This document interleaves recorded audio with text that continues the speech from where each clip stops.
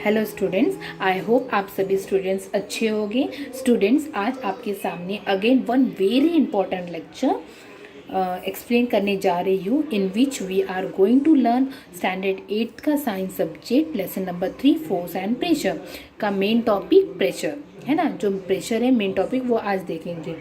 ये तो हमारा सेकंड टॉपिक है ये लेसन का, क्योंकि हमें पता है लेसन का नाम क्या है, फोर्स एंड प्रेशर। तो फोर्स के बारे में हम ऑलरेडी एक्सप्लेन मैंने कर चुका है। तो चलो इन शॉर्ट देखते हैं, लेट अस सी। अब तक हमने प्रीवियस लेक्चर में फोर्स के बारे में क्या क्या पढ़ा था। फोर्स के बारे में हमने क्या देखा था, सबसे पहले what do mean by force देखा था। फोर्स के हमने देखा था फोर्स में स्टेशनरी ऑब्जेक्ट में क्या होता है ना, स्टेशनरी ऑब्जेक्ट क्या होता है, फोर्स क्या होता है, ये देखा था।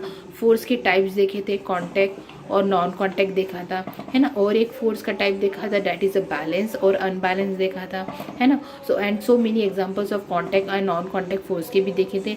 Then after that we move through the topic of inertia, है ना। तो उसके बाद हमने टॉपिक कौन सा देखा था, एनर्शिया। ये एनर्शिया जो टॉपिक है, again I am going to explain students, because I know that this is the new topic for you, है ना। एनर्शिया जो है आप अभी तक आपने पढ़ा नहीं था, तो again I am going to explain inertia. Actually what do you mean by inertia? Inertia means resistance to any change, ठीक है। एनर्शिया मतलब क्या होता है, रेजिस्टेंस टू एनी चेंज। इसका मतलब क्या होता है आपको पता होगा। मैंने एक पहले मतलब प्रीवियस लेक्चर में मैंने एक एग्जांपल दिया था एनर्शिया का।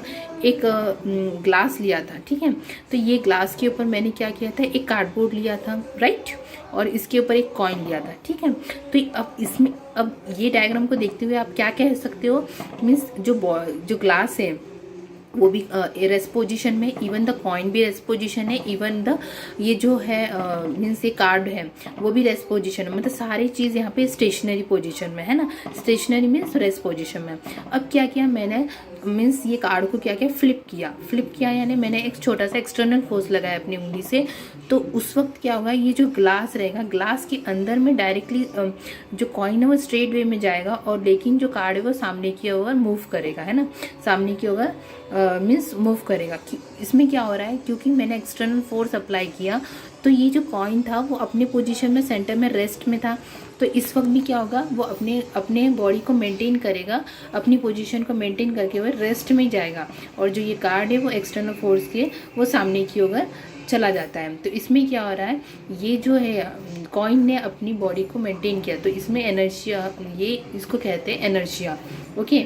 और ये कार्ड ने अपने एनर्शिया को मेंटेन किया क्या, नहीं। So okay, this is the best example of the inertia. Again I am taking the some example of inertia, just like कि आपने देखा है एक कार। अब एक कार जब रेस्ट पोजीशन में है, एक गाड़ी है जो कि वो रेस्ट पोजीशन में है, तो अपने वो रेस्ट पोजीशन में रहेगी, राइट। क्योंकि इसमें जब तक हमने कोई एक्सटर्नल फोर्स नहीं अप्लाई किया तब तक वो अपनी एनर्शिया ब्रेक करेगी क्या, मतलब अपने जो रेस्ट पोजीशन की एनर्शिया है वो ब्रेक करेगी कि नहीं। और एक जो कार है वो मोशन में जा रही है। और सेकेंड एग्जांपल आप देखो, जो एक कार है जो वो एक मोशन में जा रही है, ठीक है। एक कार जो है वो मोशन में जा रही है, तो वो मोशन में जाएगी क्यों, जब तक हमने कुछ बाहर से एक्सटर्नल फोर्स नहीं लगाया, या तो कोई भी, चाहे वो ग्राउंड का फ्रिक्शन का कुछ फोर्स है, अगर कुछ अप्लाई नहीं किया तब तक वो मोशन में रहेगी, मतलब वो अपने आप को मेंटेन कर रही है ना। तो ये जो एग्जांपल्स है वो एनर्शिया के एग्जांपल्स होते हैं। इसी कारण हम यहाँ एनर्शिया मतलब क्या होता है, यही कारण होता है कि जब कोई ऑब्जेक्ट रेस्ट में होती है, मतलब सपोज ये एक ऑब्जेक्ट जो है, ये जो सपोज मैंने ले लिया, ये जो कार है, सपोज ये जो कोई ऑब्जेक्ट है ये रेस्ट में होती है, उसको मूव करने के लिए, मतलब ये ऑब्जेक्ट को मूव करने के लिए हमको फोर्स लगाना होता है ना। फोर्स लगाना था, जो फोर्स हम लगाते हैं वो फोर्स उसका एनर्शिया जो है वो ब्रेक करता है और उसको मोशन में लेकर आता है। समझ में आया? मतलब ये जो कार है वो रेस्ट पोजीशन में होती है, और ये इसका जो एनर्शिया ब्रेक करने के लिए हम एक्सटर्नल फोर्स अप्लाई करते हैं। तो एक्सटर्नल फोर्स जब हम लोग मतलब फोर्स लगाते हैं, तो ये उस वक्त क्या होता है, ये जो एनर्शिया में जो पोजीशन में है वो क्या होता है, उसका ब्रेक हो जाता है position. Understood? This is the concept of inertia. Okay, now we will go to our main topic, that is what? Pressure. अब हमारा प्रेशर का मेन टॉपिक आता है। तो प्रेशर का मेन टॉपिक हम देखेंगे तो यहाँ पे क्या लिखा हुआ है आपका, देखो, you must have observe the tyre of 2 wheelers and 4 wheelers getting pressurise. जैसे कि एक एग्जांपल ले लो, आपको पता होगा स्टूडेंट्स, आप लोग साइकिल में साइकिल के टायर में हवा भरते हो, वो कैसा होता है, क्या होता है उस वक्त, जैसे कि सपोज़ अब मुझे टायर में हवा भरना है, तो हम क्या करते हैं, पंप लेते हैं और पंप को उनके क्या करते हैं, फोर्स करते हैं। मतलब उसमें क्या होता है, सबसे पहले हमने फोर्स अप्लाई करते हैं, है ना।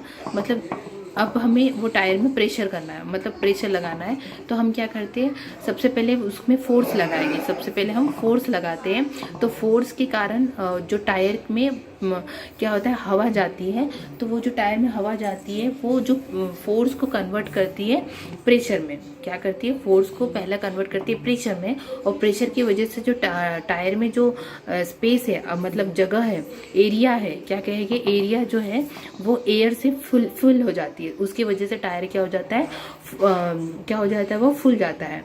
तो इस कारण में इस टाइप में प्रेशर लगता है कि वो टायर में हवा फिल हो सकती है। अभी understood, this is the main example. और एक एग्जांपल क्या लिखा हुआ है, the air filling machine has a pressure indicating time.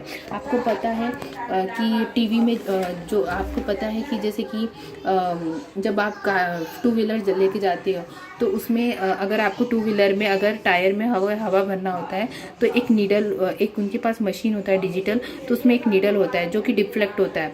उससे पता चल जाता है कि हमारी व्हीकल में कितना एयर चाहिए, कितना नहीं। तो वो भी एयर जो भरता है वो भी किससे होता है, प्रेशर से होता है। अंडरस्टूड।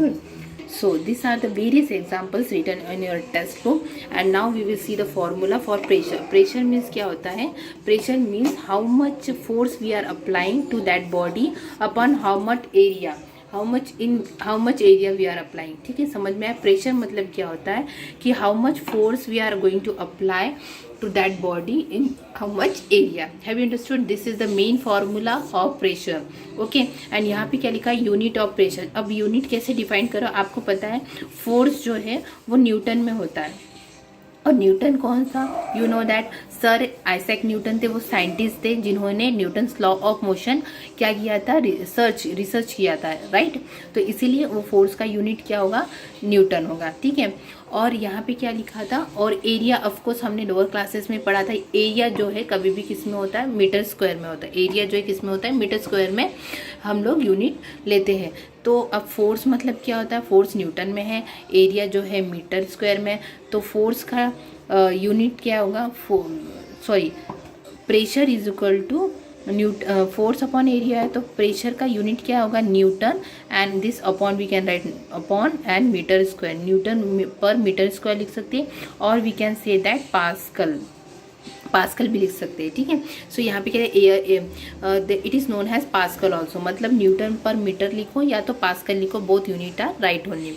और क्या लिखा, इन एटमॉस्फेरिक साइंस, जब साइंस में देखा जाएगा तो यूनिट ऑफ प्रेशर जो है वो क्या होगा, यूनिट ऑफ प्रेशर क्या होगा, 1 बार इक्वल टू 10⁵ पास्कल। और ये जो है प्रेशर जो है वो कौन सा क्वांटिटी है, स्केलर क्वांटिटी है।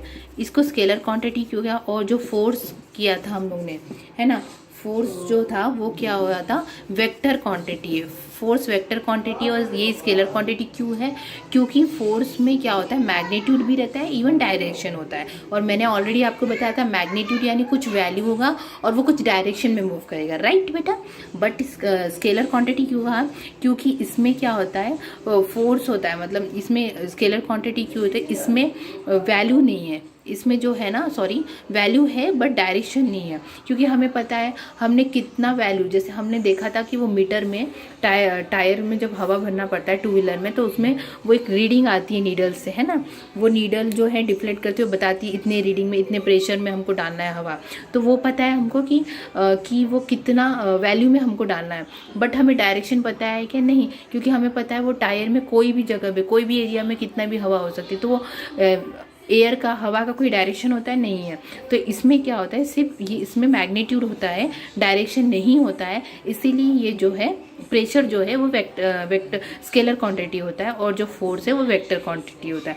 अंडरस्टूड बेटा, फोर्स जो है वेक्टर क्वांटिटी है, बट प्रेशर जो है स्केलर क्वांटिटी है।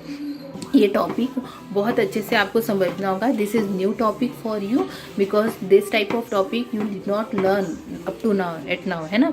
तो मैंने क्या बताया, फोर्स और प्रेशर में सबसे पहले रिलेशन बताया। मीन्स फोर्स और प्रेशर में रिलेशन क्या है, pressure is equal to force per unit area. मतलब फोर्स और प्रेशर में रिलेशन क्या है, pressure is equal to force per unit area. उसके बाद मैंने बताया उसके यूनिट्स कैसे डिफाइन करें। फोर्स जो है न्यूटन में होता है और एरिया हमारा मीटर स्क्वायर में होता है। तो प्रेशर का यूनिट क्या बनेगा, न्यूटन पर मीटर स्क्वायर होगा, या तो हम इसको कह सकते हैं पास्कल बोल सकते हैं, ठीक है। और हमें पता है एटमॉस्फेरिक साइंस में जो होता है 1 बार इज इक्वल टू, मतलब प्रेशर जो है 1 बार होता है और 1 बार का वैल्यू क्या होता है 10⁵ पास्कल होता है। अंडरस्टूड बेटा।